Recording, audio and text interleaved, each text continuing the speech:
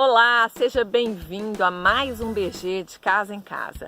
Hoje vamos conhecer melhor os benefícios das plantas medicinais e das punks, as plantas alimentícias não convencionais. Então continue com a gente, o programa está no ar.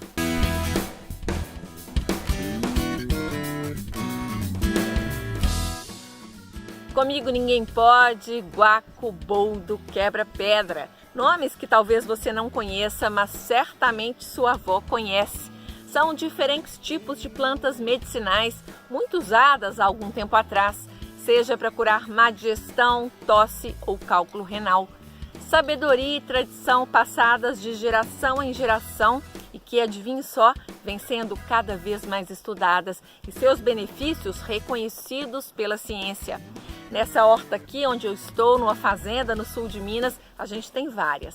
Essa aqui é o manjericão e, além de temperar pratos da culinária, pode ser usado para fortalecer o nosso sistema imunológico. Tem também as punks, as plantas alimentícias não convencionais. Ora pronobis, beldroega, serralha, taioba, peixinho. Também muito comuns nos quintais de antigamente, principalmente no interior, e que de um tempo para cá estão ganhando as mesas de muitos brasileiros. Têm sido usadas, inclusive, no cardápio nutricional de várias escolas e em pratos da alta gastronomia. Como eu, muita gente durante a quarentena vem buscando mais qualidade de vida e esse tipo de conhecimento simples e ancestral, especialmente quem pode estar em contato com a natureza. Seu uso vai desde a alimentação até os chás, cosméticos e remédios naturais, mas que sem os devidos cuidados e informação pode trazer perigos para a saúde. Por isso, no programa de hoje, a gente se dedica a conhecer melhor algumas dessas plantas medicinais e alimentícias que fazem parte da nossa cultura. Dani, é com você. Ei, gente, a Paty está lá no sul de Minas, entre plantas medicinais e alimentícias. E a partir da semana que vem, nós vamos estar entre hortas e jardins, porque vamos exibir aqui no Deixa de Casa em Casa a terceira temporada da série Viver Entre Folhas, produzida pela TV Viçosa. Serão 7 episódios, toda terça-feira. E hoje a gente conversa com os idealizadores desse projeto. A Alessandra Aziz, que é terapeuta e herborista, e o pesquisador Walter Batista Júnior. Sejam muito bem-vindos. Muito bem, Ivan. Tudo bem com vocês? Olá, pessoal. Também estamos bem aqui. Espero que todos estejam bem, se cuidando direitinho e da melhor forma possível aí em casa ou no trabalho, assistindo, né? Brasil das Gerais, Brasil né? das Gerais. Alessandra e Walter, contem pra gente, por favor, como é que surgiu esse projeto Viver Entre Folhas que vocês fazem com a TV Viçosa para divulgar o uso das plantas? Olha, o projeto Viver Entre Folhas, ele é derivado do nosso trabalho, né, com plantas medicinais, que já tem aí 17 anos, Alessandra, né? E eu, os últimos 11 anos, direto, trabalhando com essa parte de extensão e divulgação das plantas medicinais. Foi uma proposta com a TV Viçosa, né, da Universidade Federal de Viçosa, que a gente levasse de uma forma mais palatável, uma forma mais simples, né, para as pessoas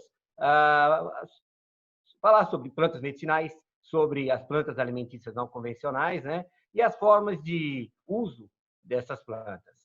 Então, isso surgiu já tem 3 anos, né? Tanto que a gente está na terceira temporada, e a parceria com a Rede Minas tem sido ótima para que a gente possa levar tanto para Minas Gerais como para o resto do Brasil, né?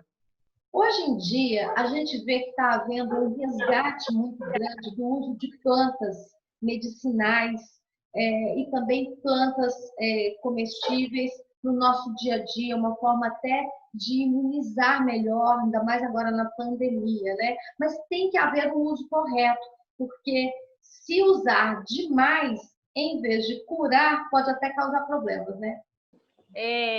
A gente sempre, assim, orienta as pessoas de tomar um cuidado devido com relação à forma de uso das plantas medicinais, seja na forma do preparo, né? Cada parte do vegetal tem uma forma adequada de preparo, ou infusão, ou decocção, ou sumo, ou maceração. e também com relação ao tempo de uso de cada vegetal, porque se a gente prolonga demais, né, usa muito tempo uma determinada planta, ou o organismo pode começar a acostumar e a planta para de fazer efeito, ou em pessoas mais sensíveis também pode gerar algum tipo de intoxicação. Por isso que é muito importante a gente sempre orientar com relação a esses cuidados, a utilizar as plantas medicinais. Alessandra, é verdade que há plantas que curam doenças, como, por exemplo, o câncer? Tem um exemplo aí que é uma planta chamada aveloz. É verdade? É muito delicado a gente falar assim que a planta cura né, o câncer, porque eu acredito que tem toda uma questão também de estilo de vida envolvido, né? Eu acho que a planta ela pode ser uma coadjuvante, né? Mas a gente tem que levar em conta vários tipos aí de aspectos, desde que causaram o câncer até mesmo no sentido do tratamento, tá? Então a gente ao tratar uma pessoa que está passando por toda essa situação do câncer, a gente leva em conta todos esses aspectos que eu citei agora. Estilo de vida, como é que pode ter aparecido, quais são essas causas, já tem genética também na família que interfere, questões emocionais podem também, às vezes, ajudar na somatização, como a gente diz, né? E a gente precisa, às vezes, também atuar para um tratamento de uma melhor eficácia, a gente precisa também abordar o ser humano de forma integral, conhecendo esses aspectos e também tratando todos os aspectos que forem bem conhecidos, tá? Tem uma coisa interessante quando fazem dessa colocação. Esse processo de cura, né? As pessoas querem voltar a um normal, né? Que às vezes não era bom, por isso que acabou doente, né? Muitas vezes, a gente pensar na planta, vamos dizer especificamente com câncer, né? A gente tem vários tipos de adoecimento ou vários tipos de disfunções, né?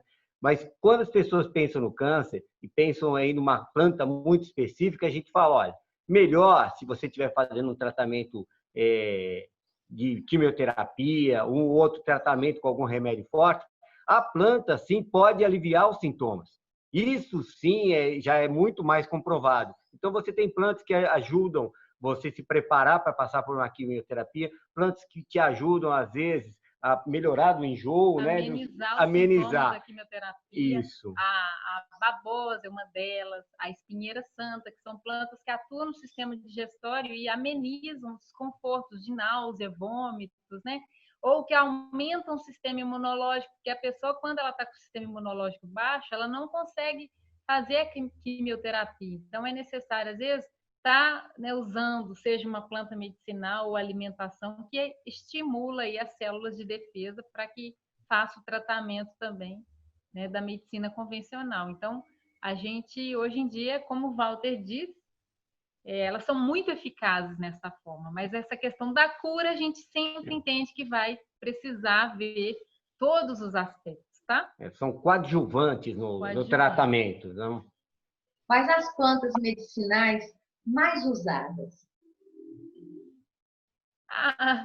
Olha, são muitas, né? As pessoas, por exemplo, um boldo. Boldo é uma planta assim que eu acho que quem gosta de planta costuma ter, às vezes, um pezinho de boldo, né? No seu quintal, ou um bom para tirar uma vaso. ressaca, né?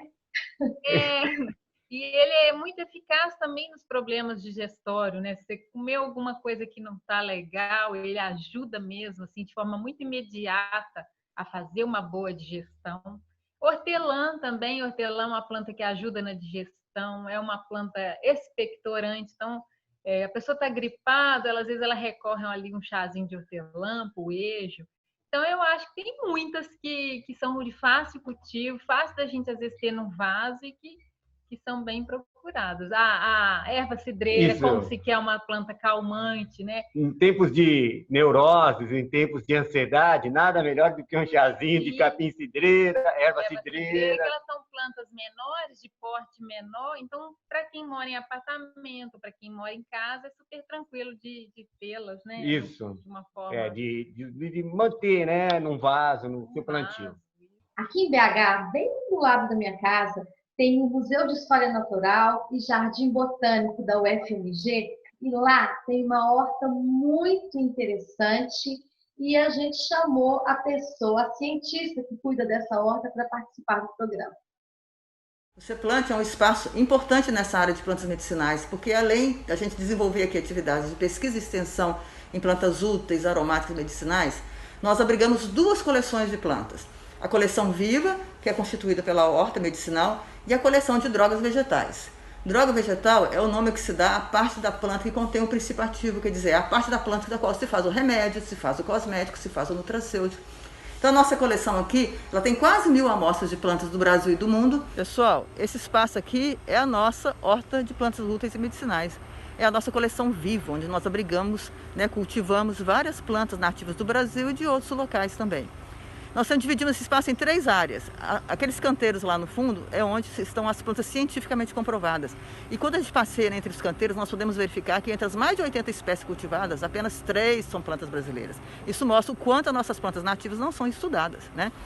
Só para lembrar, babosa, capim-santo, hortelã, funcho, nenhuma dessas plantas são plantas nativas. Elas foram introduzidas aqui desde o início da colonização portuguesa. Esse trabalho da FMG, se não me engano, em Juiz de Fora, são poucos no Brasil. E aqui em Viçosa, a gente está, dentro do departamento de fitotecnia, a gente estava tentando desenvolver, aí a pandemia veio e parou tudo, né? A gente chama jardins terapêuticos, onde você tem as plantas para as pessoas passarem, tocarem, né? Sentirem aroma, porque as plantas não fazem um tratamento apenas através do chá ou outros usos. Só de você estar perto da planta, você tem aromaterapia, né? Você sente os aromas da planta, você poder ver os vários formatos da planta, isso tira daquela neurose, daquele lugar comum. Nada melhor do que dentro de uma universidade, né? Ou em parques, né? Praças, que as pessoas estão passando, que elas possam sentar, namorar, né? Namorar do lado, né? de umas plantas. Então, isso a gente chama de jardins terapêuticos. Que a gente aqui no sítio, a gente tem, né, várias plantas, e elas estão dispostas para que você possa dar uma caminhada, parar, pensar um pouquinho, né, olhar, tocar. Essa é a ideia também que a gente tem desenvolvido aqui no nosso trabalho no sítio do Viver Entre Folhas. Você sabe o que são as PANCs, as plantas alimentícias não convencionais? A gente vai falar sobre isso no próximo bloco. Não saia daí. É já já.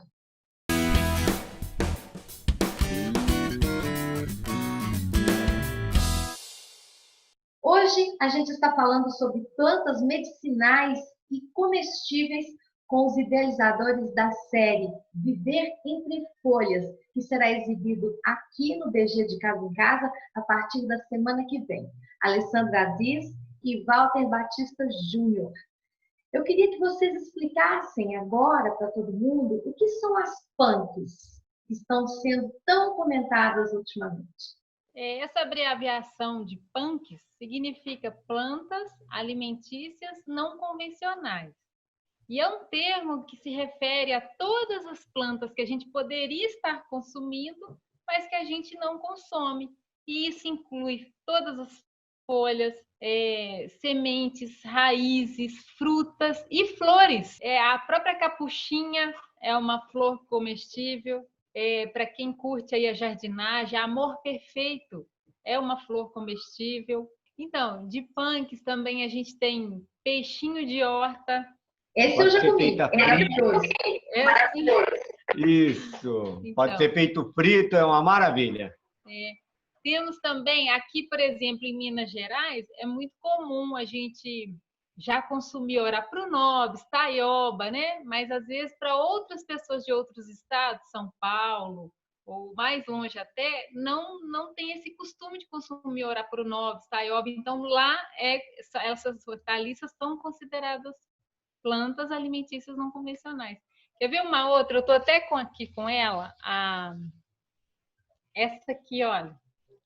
Ela é conhecida como aça-peixe, uma planta muito comum encontrada em áreas de pastagem.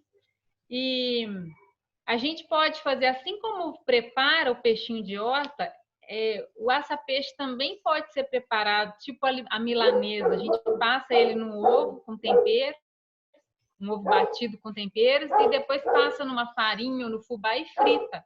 Claro que assim não é uma planta que se deve consumir com muita frequência, porque pode ter assim alguns tipos de oxalatos de cálcio, né, que a gente tem que ter mais moderação. Mas além de ser o que a gente fala é uma planta considerada invasora, então a gente às vezes pode ser bacana, a gente pode consumir. Não só consumir, essa também é uma planta medicinal. Então essas folhas podem ser utilizadas em casos de tosse, em casos assim que está precisando aliviar um pouco essa questão de muito muco no organismo, né? Principalmente no sistema respiratório. Os chás também das folhas do açapeixe vão ser úteis para eliminar. E as frutas? De frutas. Por exemplo, em Goiás é muito comum pequi. Lá eles preparam pequi na alimentação, arroz com pequi. Agora, para nós aqui em Minas, pequi não é uma fruta tão convencional, né? Nós temos aqui no sítio uma frutinha, você já ouviu falar, Dani, na uvaia? Não, nunca. Não, né? Ela é uma frutinha amarela, arredondada, bem ácida, sabe? Então, assim, para nós ainda em Minas, ela não é uma planta convencional.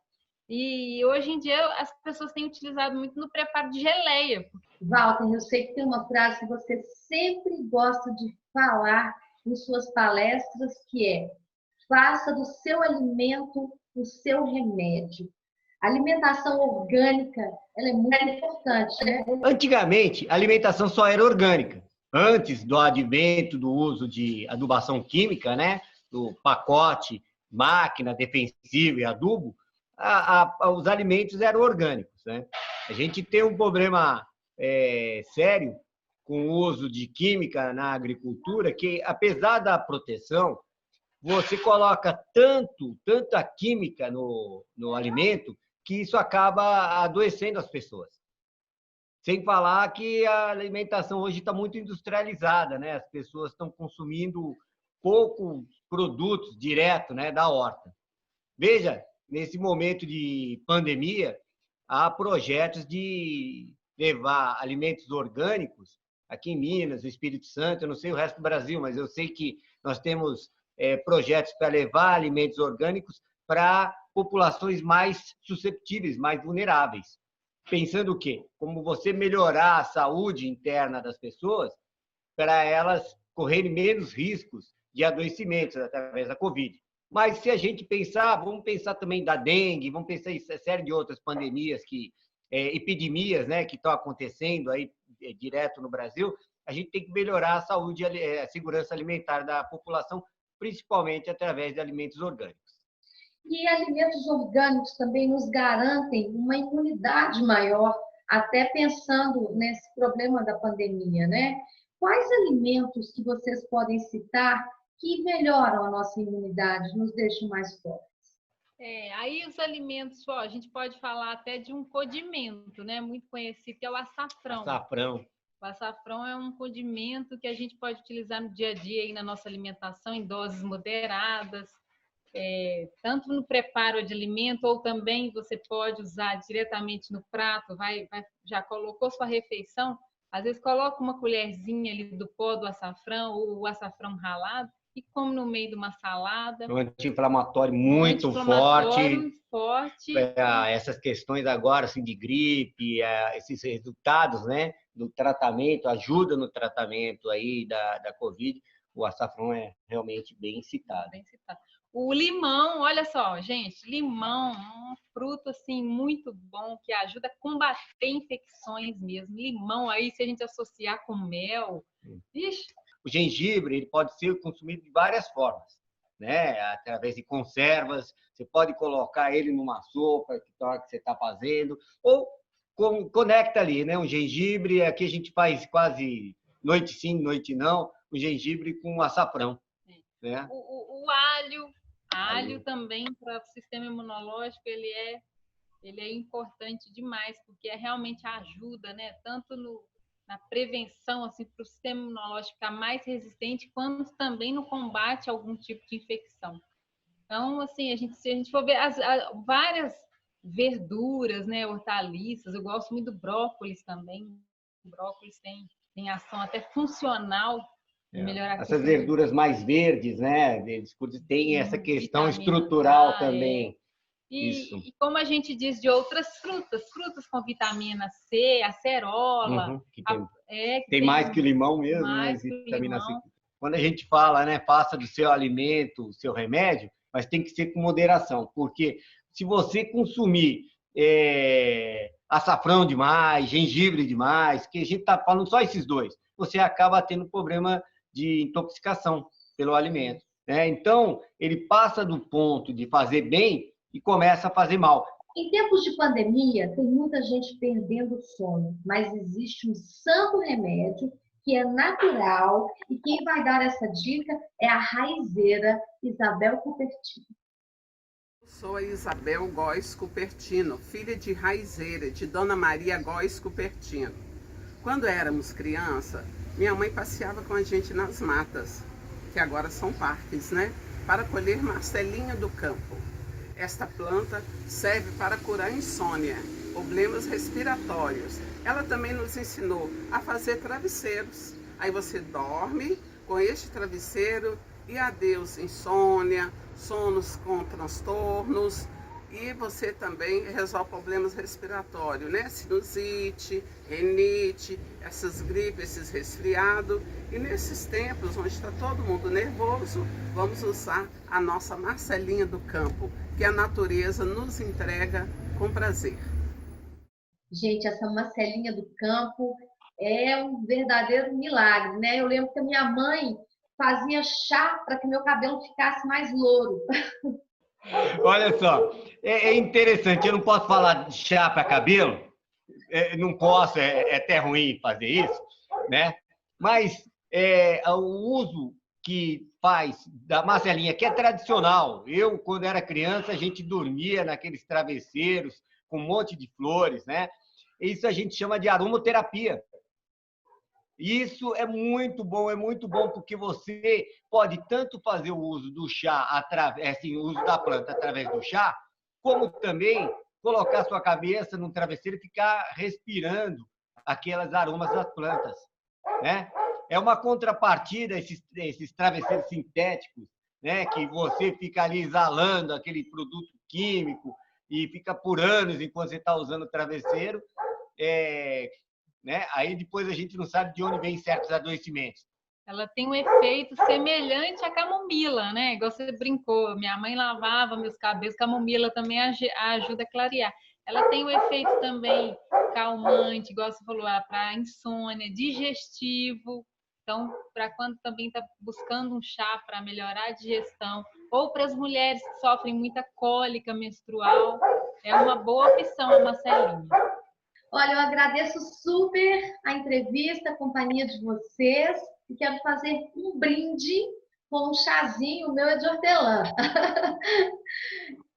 Vamos fazer um brinde e entregar o programa para a Patrícia, que está lá, entre folhas, entre plantas medicinais maravilhosas. Tchau. Que delícia, Dani! Convite aceito, viu? Hoje vamos ficando por aqui, curtindo esse chazinho, mas amanhã tem mais DG de Casa em Casa. Vamos conversar sobre as escolas e como deverá ser a volta às aulas depois da pandemia. Cuidados, protocolos e alternativas possíveis. E se você tem alguma dúvida ou sugestão sobre esse tema, compartilhe com a gente pelas nossas redes sociais. Sua participação é sempre muito bem-vinda. Um grande beijo e uma boa noite. Até lá!